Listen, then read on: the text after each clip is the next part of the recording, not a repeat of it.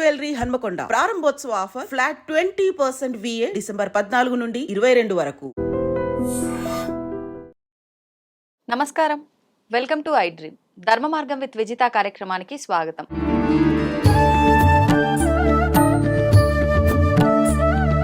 ప్రస్తుతం మనతో పాటు ఉన్నారు ప్రముఖ ఆధ్యాత్మికవేత్త సుభాష్ శర్మ గారు. ఇప్పుడు వారితో మాట్లాడి మరిన్ని విషయాలు తెలుసుకుందాం.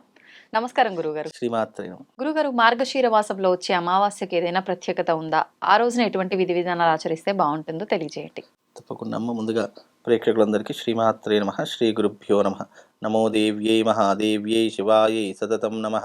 నమ ప్రకృత్యై భద్రాయై నిహతాం ప్రణతాస్మిత. మనకు మార్గశిర మాసము ఈ సంవత్సరము అంటే డిసెంబర్తో పోల్చుకుంటే సంవత్సరానికి ఆఖరి మాసము. ఇక ఈ మార్గశిర మాసము అనేటటువంటిది చాలా ప్రత్యేకమైనటువంటి మాసం. అందులోనూ మార్గశిర అమావాస్య అంటే పితృదేవతలకు ప్రీతికరమైనటువంటి రోజు, తిథి అని చెప్పడం జరిగింది.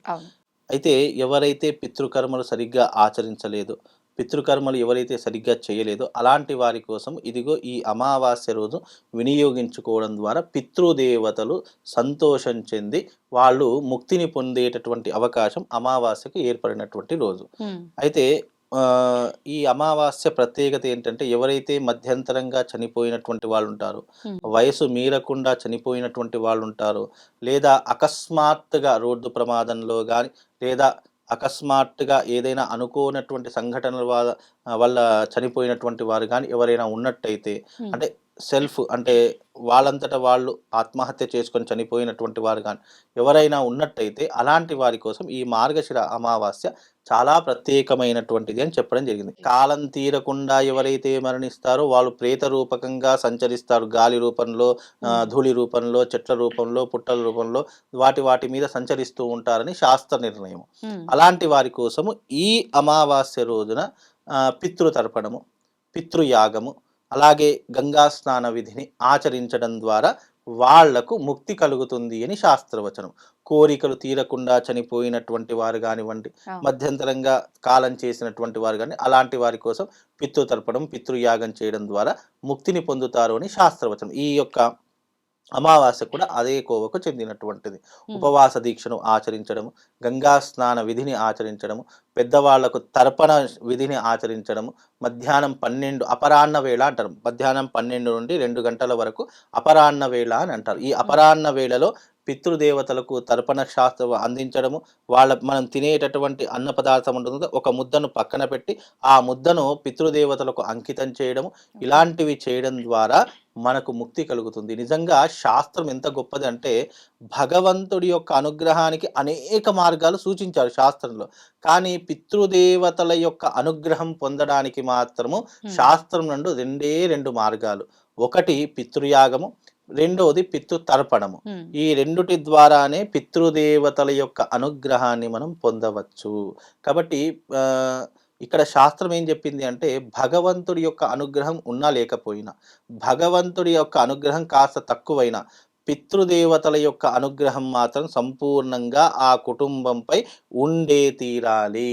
ఒకవేళ ఉండకపోతే గనక ఆస్తి నష్టము, ఆరోగ్య నష్టము, ప్రాణ నష్టము, మనం ఎంత సంపాదించినా నిలకడ ఉండకపోవడము, కుటుంబంలో ఎప్పుడు ఆడ సంతానమే జన్మించడము, ఇక మగ సంతానం జన్మించకపోవడము, భార్యాభర్తల మధ్య వైరం ఏర్పడము, కోర్టు కేసులు, వివాదాలు ఎక్కువైపోవడము, బిజినెస్లో లాస్లు రావడము, ఇలాంటివన్నీ కూడా ఎందుకు జరుగుతాయి అంటే, బికాజ్ మన జన్మరాహిత్యాన్ని మనం దూరం చేసుకోకపోవడం వల్ల, మనకు జన్మనిచ్చినటువంటి పూర్వీకుల యొక్క అనుగ్రహం మన మీద లేకపోవడం వల్ల.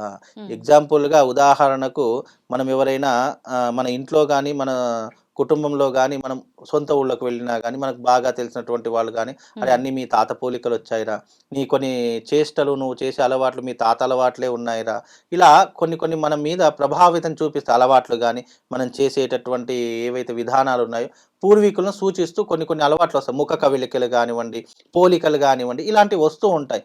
ఎందుకు వస్తాయి అని అంటే, ఆయా పితృదేవతల యొక్క రుణాన్ని మనం తీర్చుకోలేదేమో, అందుకే మళ్ళీ వాళ్ళు ఈ జన్మలో మన గర్భాన జన్మించి మన యొక్క రుణాన్ని తీర్చుకోవడానికి లేదా వాళ్ళ యొక్క రుణాన్ని తీర్చుకోవడానికి మళ్ళీ మన వంశంలో జన్మించారేమో అని భగవంతుడు సూచిస్తుంటారు. కానీ ఇవన్నీ నమ్మడానికి చాలా హాస్యాస్పదంగా ఉంటాయి. కానీ నిజానికి వాస్తవానికి కర్మ ఎవరిని వదిలిపెట్టదు. కర్మ ఎప్పటికైనా రిటర్న్ వస్తూనే ఉంటుంది. ఆ కర్మ ఫలితాన్ని మనం తెలుసుకోలేము. ఎందుకు? ఈ జనరేషన్లో కూడా ఇలాంటివి ఉంటాయా? నిజంగా మనకు టెక్నాలజీ ఇంత పెరిగిపోయింది, అప్డేట్ అయ్యింది, నిజంగా ఇంకా ఇలాంటివి ఉంటాయా అంటే టెక్నాలజీ ఇప్పుడు పెరిగిందేమో, కానీ దీనికంటే 100 టెక్నాలజీ మన పురాతన కాలంలోనే ఉండేది. 100 టెక్నాలజీ కాదు, అసలు మనము ఈ టెక్నాలజీ ఆ కాలంతో పోల్చుకుంటే అసలు ఏమీ పనికిరాదు, అంత టెక్నాలజీ ఉండేటటువంటి. కానీ అప్పటి నుండే ఇంత ధర్మాన్ని ఆచరించిన పెద్దలు ఎంత ముందు చూపుతో మనకి ఇవన్నీ అందించారు శాస్త్రంలో. అంటే భగవంతుని ఆరాధన పొందడానికి నువ్వు 100 మార్గాలు సూచించినప్పుడు పితృదేవతల అనుగ్రహం పొందడానికి 2 మార్గాలు సూచించారే అని మనం ఆలోచన చేసుకోవాలి. దానికి ఒక ఇంట్లో కొడుకు పుట్టాడు అనుకోండి, కేవలం తన తల్లిదండ్రులకు మాత్రమే శ్రాద్ధకర్మను చేసి రుణాన్ని తీర్చుకుంటాడు. అదే ఇంట్లో ఒక ఆడపిల్ల పుట్టిందనుకోండి, కన్యాదానంలో చెప్తాడు, దశపూర్వేషాం దశపరేషాం మత్వంశానాం మాతృవంశానాం ఉత్తమలోక ప్రాప్తిరస్తు. అంటే ఒక ఆడపిల్ల పుడితే 10 తరాలకు, అంటే అత్తింటి వాళ్ళకు 10 తరాలకు, పుట్టింటి 10 తరాలకు కర్మ చేసే అవసరం ఇక నీకు లేదు అని చెప్పి సంకల్పంలో చెప్తాం. అంటే ఆడపిల్ల యొక్క తత్వం అంత గొప్పనైనటువంటిది. అందుకే ఇంట్లో ఒక ఆడపిల్ల జన్మించకపోతే ఇంట్లో ఎంతమంది మగపిల్లలున్నా, ఎంత ఐశ్వర్యం ఉన్నా అది అలక్ష్మితోనే సమానమట. అందుకే ఒక ఇంట్లో ఆడపిల్ల జన్మిస్తేనే అది పూర్తి సార్థకతను పొంది మనకు ముక్తిని, కైవల్యాన్ని ఎలాగైతే ప్రసాదిస్తుందో, ఈ అమావాస్య రోజున కూడా పితృతర్పణం, పితృయాగం చేసుకోండి. అలా ఏంటి దానికి పెద్ద ఆలోచించాల్సిన అవసరం లేదండి. దగ్గరలో గోదావరి ఉంటే గోదావరి, లేదు గంగ ఉంటే గంగ, లేదు బావి ఉంటే బావి, కొలను ఉంటే కొలను, చెరువు ఉంటే చెరువు, ఏదైనా ఒకటి ఎంచుకొని మీ గతించినటువంటి వారు ఉంటారు, మీకు తెలిసినంత వరకే, మీరు పెద్ద వంశస్థులకు అంత పెద్ద, కనీసం ఒక 3 తరాలు, నీ తండ్రి, నీ తాత, నీ ముత్తాత, నీ తండ్రి గారు ఉన్నారు, నీ తాతగారు, ముత్తాత గారు, వాళ్ళ నాన్నగారు, ఇట్లా ఒక 3 తరాలకైనా సరే, 3 పిడిలు అంటారు, 3 తరాలకైనా సరే అర్ఘ్యం వదిలి పిండ ప్రదానం, నీ వంశంలో కానీ నీ యొక్క కులంలో కానీ పిండ ప్రదానం అంటే పిండ ప్రదానం ఆచరించు. లేదు పిండ ప్రదానం ఏం చెయ్యమండి, మేము ఎవరు కూడా ఆచరించలేదు, తిల తర్పణం, చేతిలో నువ్వులు వేసుకొని తర్పణం చేసినా నీకు అత్యంత పుణ్య ఫలితం పితృదేవతల ద్వారా కలుగుతుంది. పితృదేవతల యొక్క అనుగ్రహం ఒక్కసారి కలిగింది అంటే ఆ జీవితంలో ఎప్పుడు వాళ్ళ యొక్క కుటుంబంలో, వంశంలో ఎప్పుడు ఇబ్బందులు రావు. లేదు పితృదోషం ఉంది జాతకంలో, పితృశాపం ఉంది, స్త్రీ శాపం ఉంది, అలా అనుకున్నప్పుడు అమావాస్య రోజున, ప్రతి నెల అమావాస్య వస్తుంది, అమావాస్య వచ్చింది అంటే గనక దానికి చేయవలసినటువంటి శాంతి కర్మలు కొన్ని ఉంటాయి. పితృదోష పరిహారం అని చెప్పేసి, స్త్రీ శాపం వల్ల వచ్చేటటువంటి పరిహారాలు అని చెప్పేసి కొన్ని పరిహారాలు ఉంటాయి. అవి తెలుసుకొని దానికి ఏదైనా క్రతువులు ఆచరించాలి. దానికి మంచి రోజు ఏంటి అంటే అమావాస్యనే మంచి రోజు. మిగతా వాటికి చాలా మంచి రోజులు ఉంటాయి, శుభకార్యాలు, కానీ పితృదేవతలకు చేయాలంటే అమావాస్య రోజున చెయ్యండి.